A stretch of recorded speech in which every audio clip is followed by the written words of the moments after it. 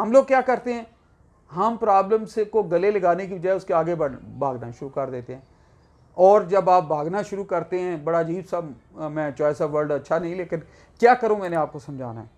जब आपको भागना शुरू करते हैं तो गली के जो डक कुत्ते होते हैं वो भी शेर बन जाते हैं। आपने कभी नोट किया है, गली से गुजरें, ये जो स्टे डॉग्स जिनको कहा जाता है, आवारा कुत्ते सॉरी उर्दू में कहते हैं, तो आवारा कुत्ते दिन को आपको नज़र नहीं आते, कोनों कुतरों में घुस जाते हैं, क्योंकि उनको पता होता है। रात को, कल भी, आज भी मैं टीवी पे देख रहा था, सिंध के किसी एरिया में आवारा कुत्ते ने मासूम बच्चों को काटा है। तो क्या होता है, शाम होती है, उसके बाद वो आवारा कुत्ते इकट्ठे होकर बैठते हैं, बुज़दिल होते हैं, वो बाद में मीटिंग करते हैं अंधेरे में। तो जब कोई मासूम बच्चा या कोई डरने वाला बंदा कुत्तों के पास से गुजरा, उसके गले पड़ जाते हैं।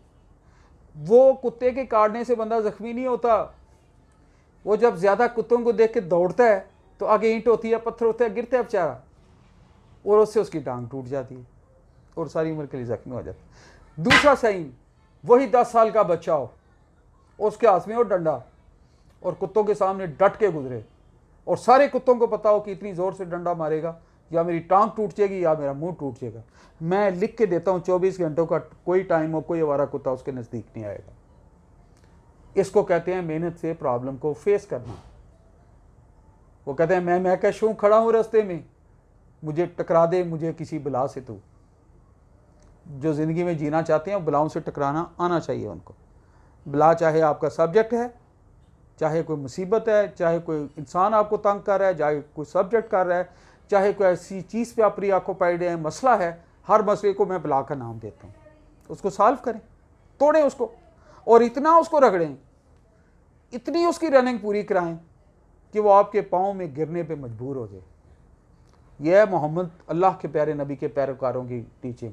मेहनत करें और मेहनत को अपना हथियार बनाएं, मुस्बत अप्रोच के साथ, साफ्टियत के साथ, सच के दिल के साथ।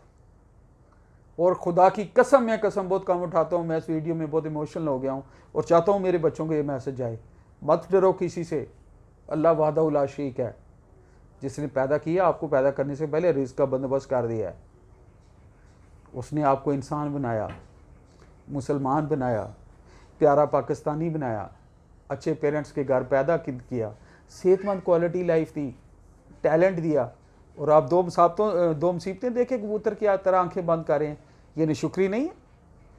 शुक्रगुजारी ये है कि अपने ज़हन को यूज़ करें, अपनी सलाहियतों को यूज़ करें, जो कमज़ोर एरिया है उसकी स्ट्रेंथ बनाएं, कैसे टैकल करना है, कौन से फैक्टर कंट्रोलेबल हैं, कौन से अनकंट्रोलेबल हैं, उनको लेके आगे चलें। मेरा रब, मेरा खालिक, मेरा मालिक पूरी कायनात आपके कदमों में डाल देगा, क्योंकि उसने आपको अशरफुल मखलूक़ात बनाया, अपना नायब बनाया हुआ है इंसान को। और मेरे और आपके लिए तो बहुत बड़ी स्ट्रेंथ है, आप मुसलमान हैं, उसके नाम ले है।